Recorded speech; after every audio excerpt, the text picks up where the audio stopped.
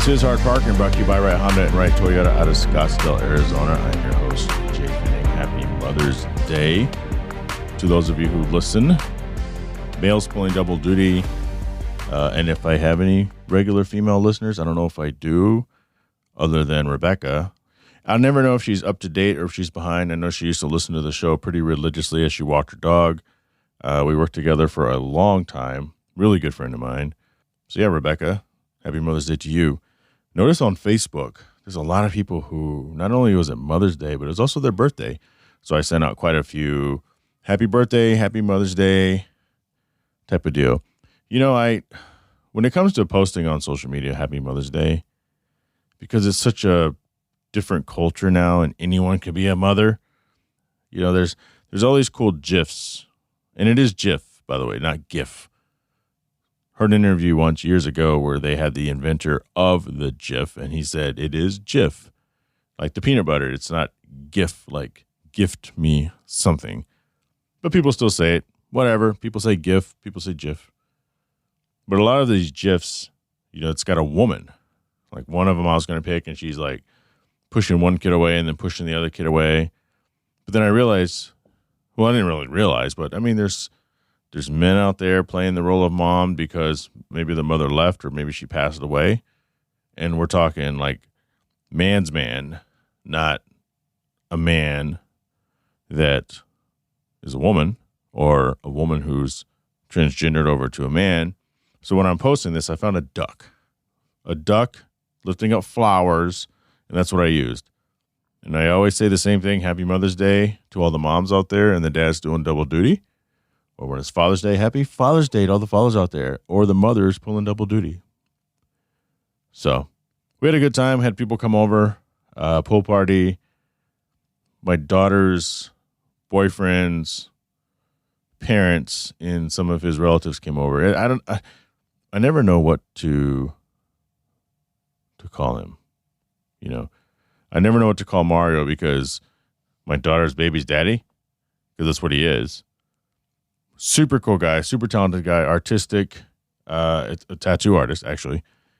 But his family came over. We had a good time. I had some friends come over. I had Will and Liz and their daughter, Emerson, came over. And I told him, we're sitting there eating the delicious food. And I go, you guys are here for me. He nodded in agreement. He goes, yeah, I'm hearing the music outside. All these people. I don't know how many of these people you know. No one's really talking English. It was a Spanish family, Spanish, you know, Mario's family, Spanish. And I go, yep, you guys are here. You guys are here for me. So that was cool. It was funny. We laughed about it. Got in the pool, whatnot. Did some projects. So hopefully you guys had a good weekend. Coming up on today's show, some car news. Got some things to talk about. GM has decided to get rid of Apple CarPlay and Android Auto in some vehicles moving forward, and that's caused quite a stir. Some other car news, and Ira Leventhal, friend of mine, big-time Honda Acura aficionado. He joins to talk about his Honda Pilot, his Ridgeline, and we talk about the Integra Type S. How is it priced? There's a lot of YouTube videos out there. I thought about doing one of these videos, but I'm always late to the party. And at this point, with this thing being announced like a week and a half ago, 2 weeks ago, there's so many videos out there where people giving their opinions. But it's good to have Ira, another mature, somebody who's driven the car, someone who's had the cars in the past, someone who is a Honda and Acura aficionado. I wouldn't call him a fanboy. People call me fanboy. I'm not. I like what I like, and I don't like what I don't like, and he's the same. So all that and more after this word from 4Wheel Online. Jhae Pfenning here, and I want to tell you guys about 4Wheel Online. For over a decade, 4Wheel Online has been bringing the best truck accessories and truck parts to enhance the appearance and performance of all trucks and SUVs. They are dedicated to providing an extensive range of upgrades that will match any maker model on the road. Their truck products cover everything you need to give your truck a custom look and added functionality. And if you need a tire and wheel package, head over and use the configuration tool. They carry all the major brands of wheels and tires, so go get outfitters today. So visit them online at 4Wheel Online or call them at 813-769-2451. Again, that's 4Wheel Online, the number 4 Wheel Online. He is Ira Leventhal. Welcome to the podcast, man. You recently bought a Pilot. I I still haven't got the right Honda. Every time we have something scheduled, weirdly it either rains or Joe has something or I can't get out there and it just gets rescheduled. And I don't know at this point if I'm ever going to get out there to see the Pilot. It is no longer that new anymore because they've been out for 6 months. So, but you have one. You did a video and I watched your video. We're going to talk about your YouTube page here shortly. Welcome. Thanks, Jay. Yes, I do have a Pilot, and oddly enough, seems like they don't stay in stock very often up here. So if you have them down there, go check it out. So we'll get just the regular ones, but they don't ever get the one you have. They don't have, and they had the one that's just below that with some of the options of yours, but not everything. But even then, I just can't get up there. It's like 40 minutes away. So why? Tell us about it. Why do you have it? Yeah, it's interesting with the amount of trims that Honda came out with, right? So you have the Trail Sport, which has a lot of the elite features, but that's tiered down below the elite, below the touring into its own kind of subcategory. And I got that because I actually use my Honda to go off-roading. You do. And that model and that trim had everything factory that I did to the Ridgeline, but from Honda. So it's lifted. It has skid plates. It has upgrades to the transmission. It has all the niceties like a panoramic sunroof and just a lot of upgrades. I mean, I was in a Ridgeline for 6 years. Granted, I was in 3 different Ridgelines over 6 years, but I wanted to change up my platform. So that's why I went to the Pilot. Does Ira have commitment issues?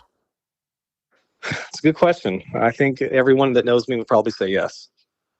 Let me ask you this. So with this new Pilot, because again, people can go watch and get the super detailed video of all the features and you playing with all these buttons, but specifically your second row seat, those are captain's chairs, right? Now, correct? Yeah, they are. Unfortunately. So it's not even an option to have the bench seat, right? I think that in previous years, maybe. Well, even in the current gen, it is optional, and most of them come with the bench seat. The Trail Sport does not. Okay. The Trail Sport doesn't because it has a spare wheel and tire. That's a full-size spare and full-size all-terrain tire. So it's a lot of weight added.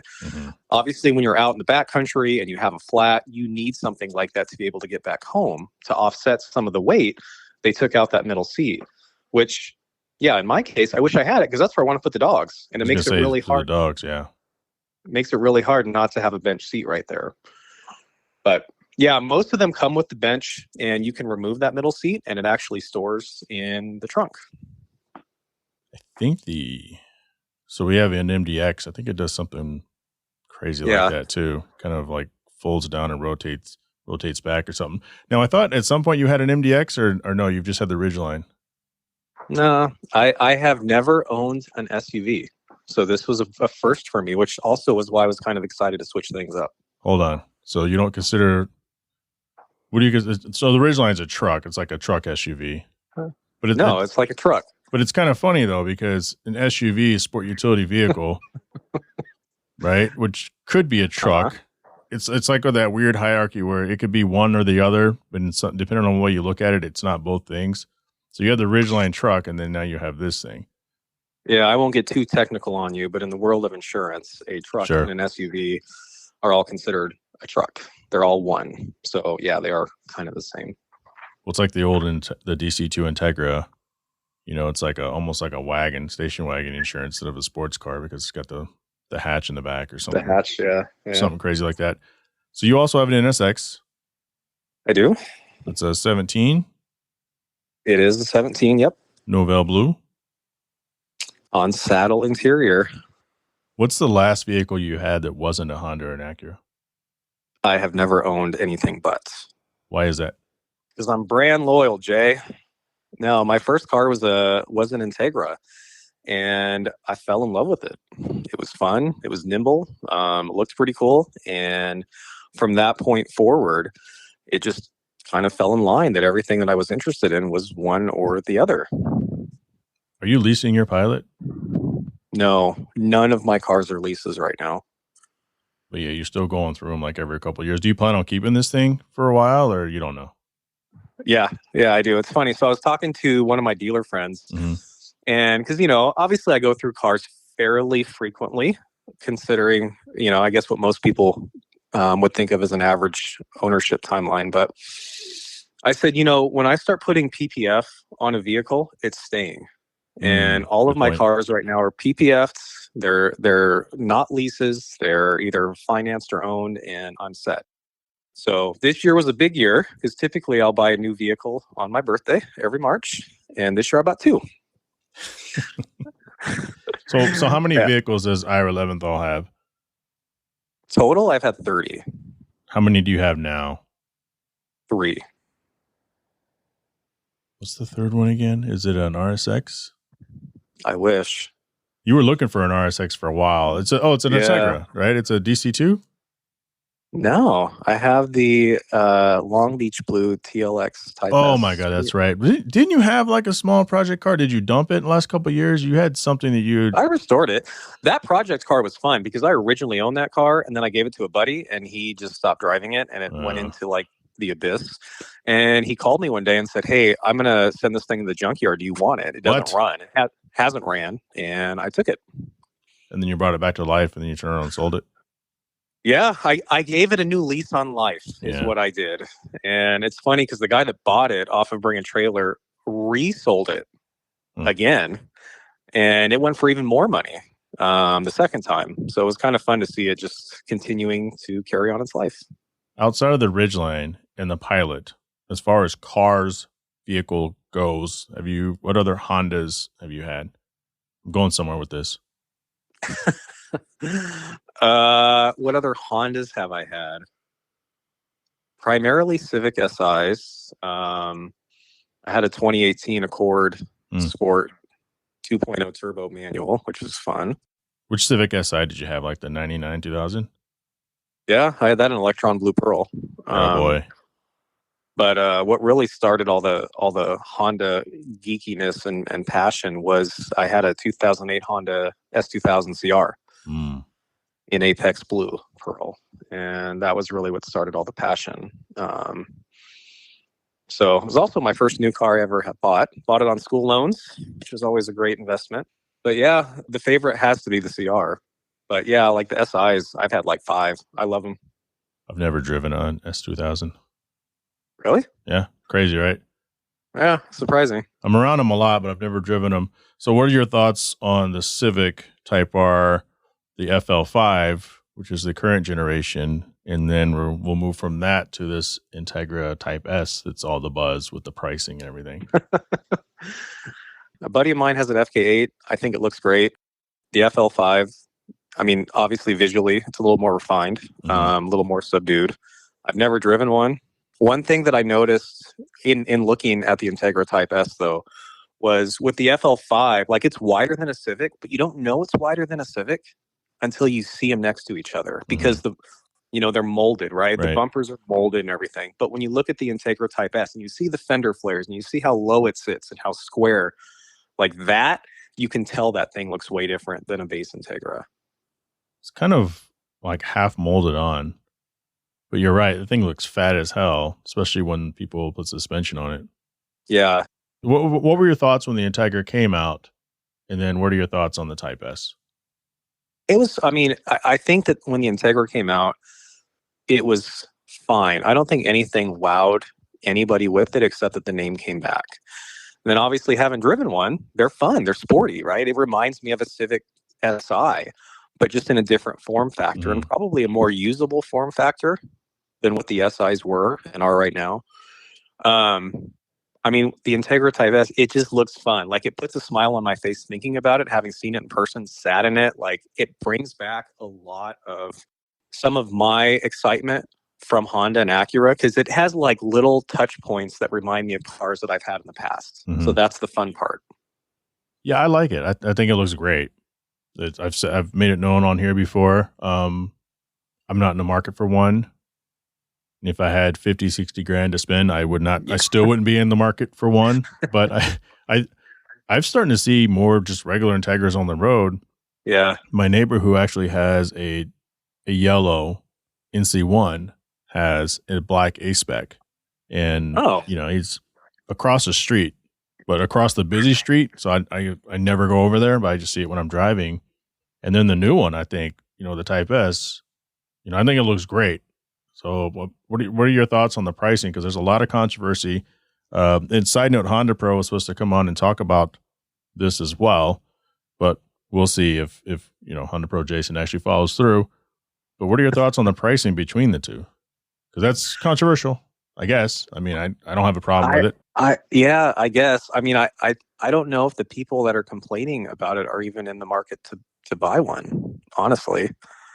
Looking at the pricing with it, it's probably worth what they're asking, and I don't know. Obviously, dealers are going to probably start marking things up as time goes on, but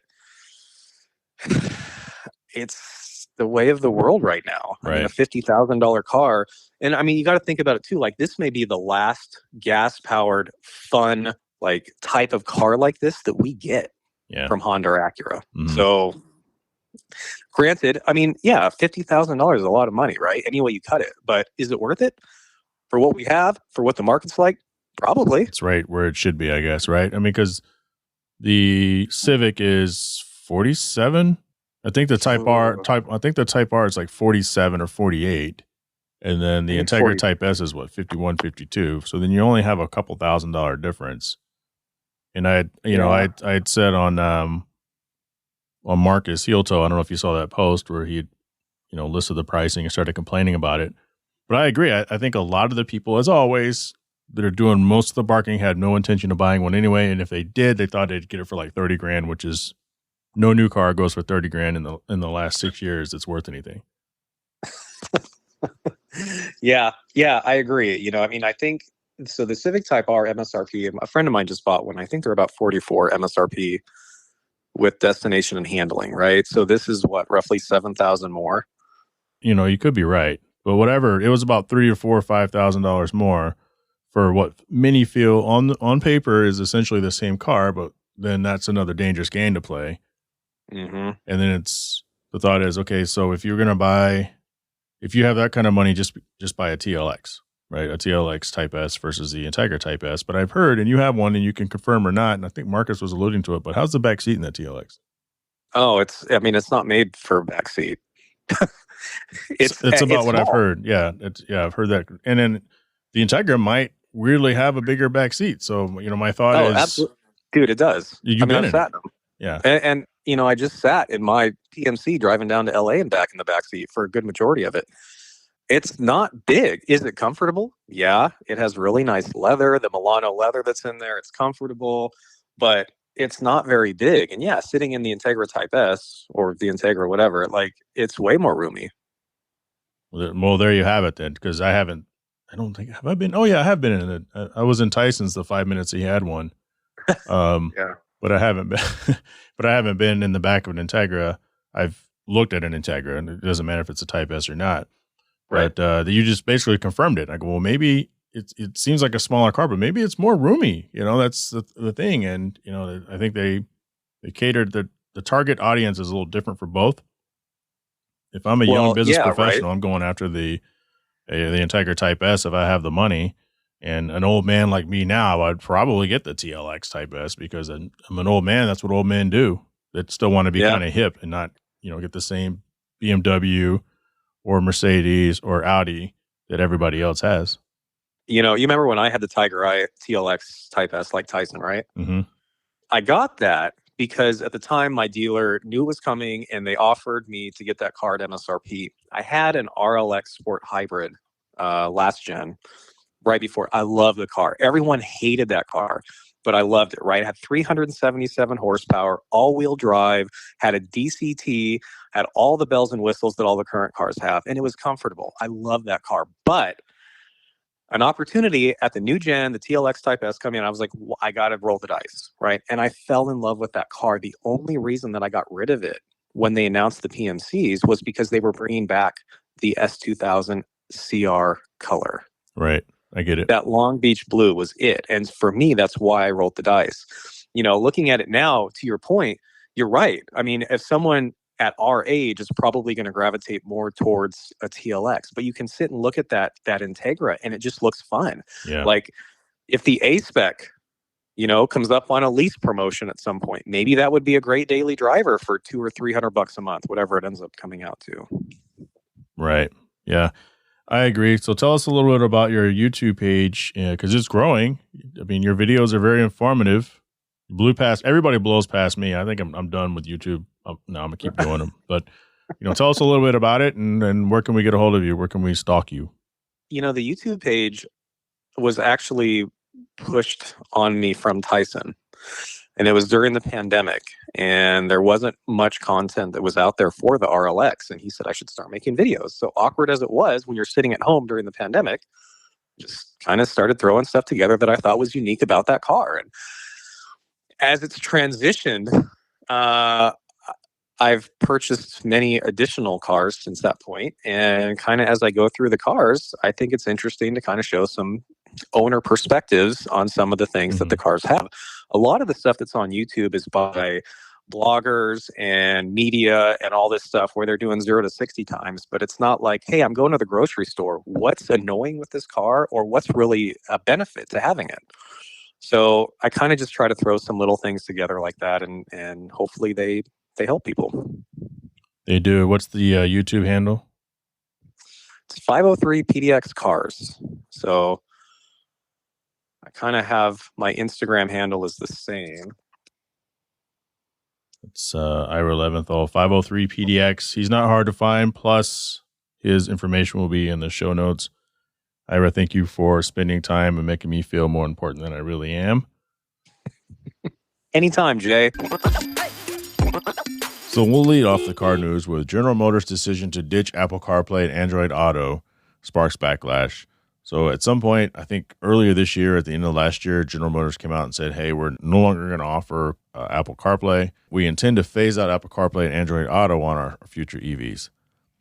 And this caused everyone to go nuts. And you guys know my saying, no CarPlay, no Jay.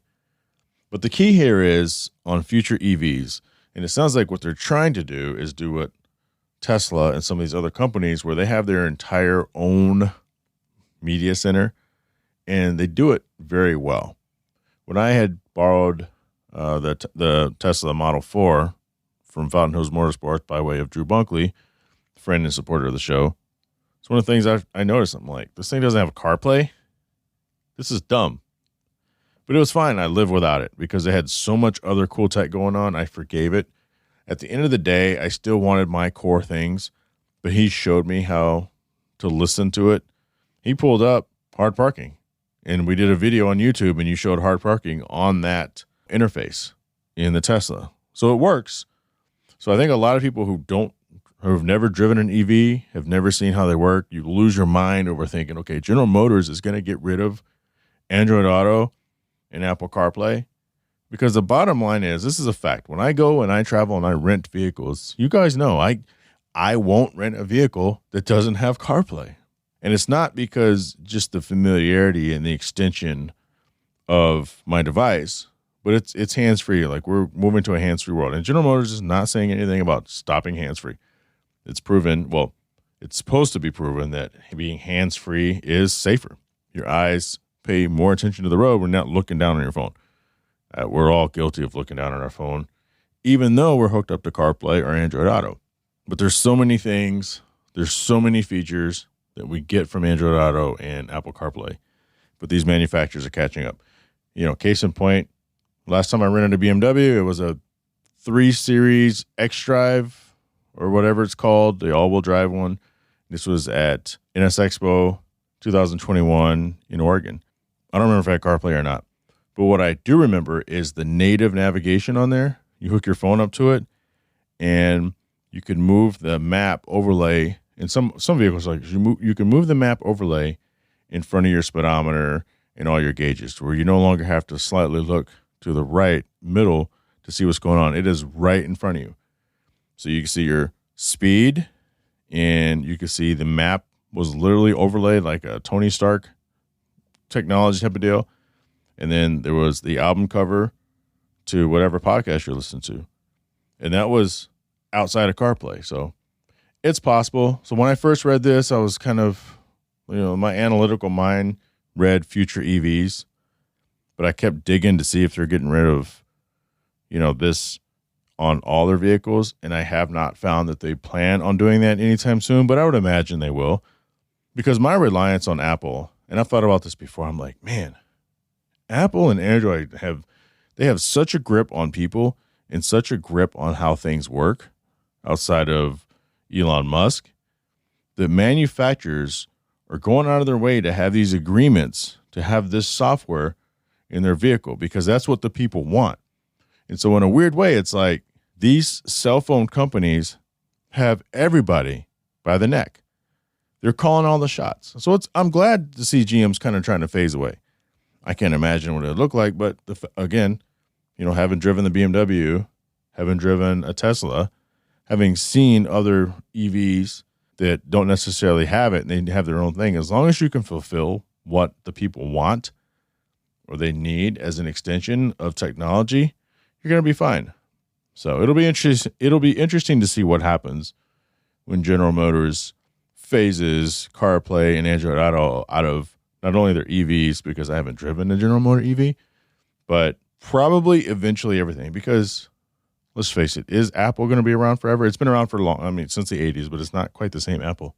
But smart devices, everything's smart all of a sudden. And at some point, it's like Tesla was the only player for a long time. And now there's so many other players. It's forced Tesla to step their game up. And now people who used to want a Tesla want a Rivian truck. They want a Lucid. They want something else. My cousin bought a Mustang Mach-E. When they were out here for the Waste Management Tour or the Waste Management Golf Tournament, we were walking around. We went on a Tuesday. It was not busy.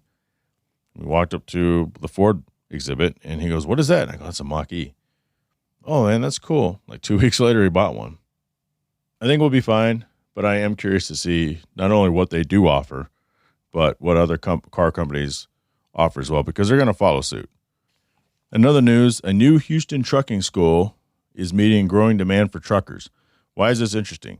It's interesting because, and I will credit Adam Carolla for saying this, he's a little older than I am, but growing up, you're sitting there and you're watching TV during the middle of the day, and instead of watching Judge Judy or something else, there were always infomercials to get out there, to learn a trade, to become a truck driver. Truck driving kind of felt like one of those things where you can just kind of sit on your ass all day, drive long hours and get paid well, but you would trade off not being home, not being around the family, not being able to have a social life, maybe getting fat behind the wheel, although they're skinny. Snowman was skinny. Smoking the Bandit, he's a truck driver. Anyway, according to these articles, and this one is from KJ Helms from joe2pr.com, but I've seen this pop up at least 6 times in my email from different sources, but the data is the data. And it says, as per estimates, the truck driver shortage will drop from 78,000 drivers in 2022 to 64,000 drivers in 2023, which is a plus of 14,000 drivers, which is good. However, relief is not expected to last long, as projections suggest freight transportation will decline when the U.S. economy slows down in early 2024. This could lead to record high shortage of 82,000 truck drivers, as both consumer and freight demand will increase again closer to 2024. According to the forecast based on the driver demographic trends, including gender and age, as well as expected freight growth, the American Trucking Association, I didn't know that was a thing, the ATA, if you have a problem, maybe you should call the A-Team.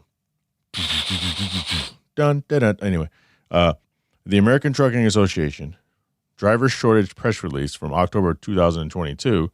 Why is this just now coming out? That was like 7 months ago. Anyway, it suggests the driver shortage could surpass 160,000 in 2031. Okay, I have an issue here. 2031 is a long ways away. Anything could happen. In 2019, if they said, hey, next year, the world is going to be crippled behind a virus and hundreds of thousands of people are going to die and people are going to stop traveling and everything's going to be upside down and it's not going to recover for years, we would say that's nuts. and you're projecting something in 2031. Like, get out of here. Anyway, it says reports also state that the trucking industry would need to hire nearly 1.2 million drivers in 10 years. Again, those projections. Anything can happen. If you guys recall in a recent car news, we're talking about delivery drones, things that fly in the air and drop packages. The world's changing. That's all I'm trying to say. We may not need all these truck drivers. We'll have delivery aircraft that drop big things. You no longer have to rely on a truck to take it from point A. And, it could change. That's all I'm saying. According to this, also, the U.S. economy heavily depends on the trucking industry, obviously. Practically every product consumed by Americans is transported on trucks. As a result, the trucking industry has moved 72.2% of all cargo in the United States in 2021, amounting to 10.93 billion tons. I mean, it makes me wonder. Obviously, it's a truck, but are we talking even the UPS trucks, the FedEx trucks, like the big trucks you see on the interstate? Are we talking the big orange trucks that just move any sort of freight when the railroads can't? Like, I wonder if FedEx and UPS is actually a part of this because they move so much shit. Amazon, they move so much shit. I just wonder. I wonder if those are actually included or if it's something else. And finally, this is great for all of us. LA streets. So in California, they finally started to crack down on these takeovers. And I'm going to cite Kuya Abe, which is a guy I follow from the Kuyas. And he is one of those people, he's diehard against it like most of us, but he's always posting every time something stupid happens with these dumb takeovers that none of us like. That secret society that some of you are probably part of. You probably get out there and spin your little Dodge Calibers in a donut until you hit a light post. But he posted this. This is a story from May 2nd. A total of 13 vehicles were impounded. 21 people were arrested on misdemeanor charges and 34 citations were arrested, according to the LAPD. And this was LA street takeover crackdown. A few days after that, he also posted 80 vehicles seized in massive Oakland sideshow Friday night.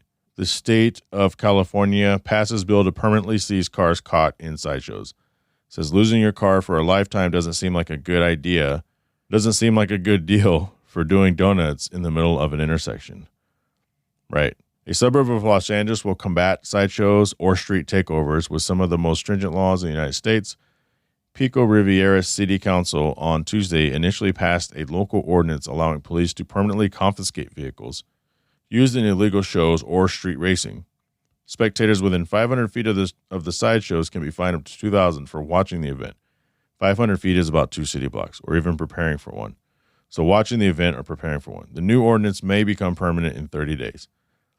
The Pico Rivera ordinance is especially tough because it empowers police to effectively confiscate a car forever if it's part of a sideshow. What's more, the owner doesn't need to be the driver. Police can confiscate a car if the driver is a family member of the owner or lives at the same address. Pico Rivera's ordinance has already attracted attention from other nearby municipalities, so, cut the crap, people. Well, I mean, you guys know I hate streetcar takeovers. I don't understand them. I'm always watching a video of someone doing a donut, flying out of the car and getting ran over by the car, or some innocent person, because they're still innocent, watching the sideshow and gets hit. In fact, I saw one where a Corvette C6, looked like a Z06 maybe, was doing donuts, lost control, and mowed over like 4 people. One of the guys went through the windshield and smashed the windshield in the back of the Corvette. And you see the camera people run over there as the car starts to pull off, and one guy kind of like circles and looks, and he pulls his cell phone out of the back of the car because he lost it when he damn near got killed. Like, I don't understand that. But with all that being said, I think that this ordinance it has issues. And I'll tell you on my experience, we used to go to the illegal street races in Dallas off of Royal Lane and 35, and you'd go at like 2 a.m. when the police are doing the shift change. And it's like Fast and Furious, sort of. But it's not where they... Remember the first Fast and Furious where they race around multiple blocks and they end up in the same spot? It's not like that. It's a drag race. It's a drag race from point A to point B. Usually it's like 100 yards or less, which 100 yards is actually pretty big. Doesn't seem like it. So it's not even, it's not an eighth of a mile, it's not a quarter mile. They run, and there's people out there and spectators, and people aren't on the road like you see in the movies. People are kind of off to the side. And if you went down there, there was a Whataburger down there too. So if you exit at the wrong time and the police are pulling people over, I was in the car once, and they were checking everybody's ID because they had just busted one, and we were going to Whataburger because that's the safe space. Even though we're there to watch the race, we'd always go to Whataburger and have food, and that way we couldn't fuck with us. But the cops were running everybody's ID and saying, and we got the name of your car, we know who you are. If we see you down here again, you're getting a ticket, we're taking your car. And so I could just be some random kid, like seriously, or some random person in a nice car that looks like one of the cars that people are doing these events with. And I could get my car taken permanently, or I could be fined up to $2,000 if I'm within 2 city blocks of that incident. I don't agree with that. Like, you see these buses. We had these buses back then where the police department, they would all kind of collaborate with each other, and all the people doing street racing and all the spectators, and this was like Fast and Furious, in a warehouse district, away from anything. And the cops would swarm in from all the angles. They would block all the streets, and they impounded 200-300 cars, wrote 1,000 tickets, and you're kind of screwed. But whoever is there is obviously there for the event. But if you're doing this like in the normal city where there's 3 gas stations, a Taco Bell, a Jack in the Box, a Whataburger, and whatever else the next flight down, you're leaving it up to the police to decide. And let's face it, I mean, I love police for the most part. But there's some asshole cops out there. Because they're people, and there's asshole people out there. Cops are just people, right? Trying to uphold the law. So a cop can be an asshole. So then you're allowing this police officer or officers who are fed up with the situation to use their own judgment. And there's nothing you can do about it.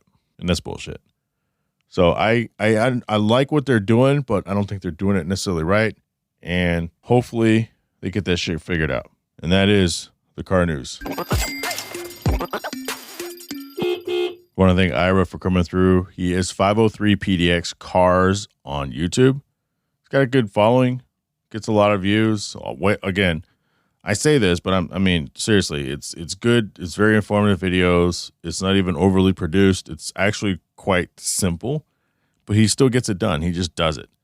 I urge you guys to go ahead and subscribe to him on YouTube. I do. I thought about stealing his content for the pilot because I'm never going to probably get a pilot. But I really should get up to Right Honda like soon and check it out. Plus, I have some new Hard Parking shirts. And speaking of, go to hardparkingpod.com, pick up the new shirts. There's the kind of a simple logo design. The Patrons, you guys should be getting it any day now if you haven't got it already. Thank you for your support. And so with that being said, I want to thank Right Honda and Right Toyota, 4wheelonline.com, and Cell Shop Wireless Services, Patreon business supporter, Kuya Automotive out of Winter Garden, Florida, Pell Construction out of Company, Michigan, Big House Small Home Design out of Ashford, Virginia, and Traverse City, Michigan. Westgate Exotic Cars and Rentals out of Glendale, Arizona, and Shaping Success with Wes Tankersley out of Boise, Idaho. Catch us every Wednesday on One Drink Wednesday, Instagram Live, virtual drinks. It's a lot of fun. Patreon business supporters, please make sure you check the message that I sent you guys within the past few weeks. There are some changes coming to your tier. For everyone else, if you want to support the show, you can go to patreon.com/hardparkingpodcast or follow the link in the description. Sometimes it posts, sometimes it doesn't. Subscribe to me on YouTube. I need more subscribers. I know I don't post very much, but I still need more subscribers. Join the Hard Parking Violations Facebook group. If you want to email the show, hardparkingpodcast@gmail.com. Follow me on Instagram at Pfenning. That's JHAEPFENNING. Because this show can't grow without you telling the world how great this show is. Let's do this. Let's grow this thing together, and I'll talk to you all next week. Shut up! Now it's stripping time. Ain't nobody got time for that.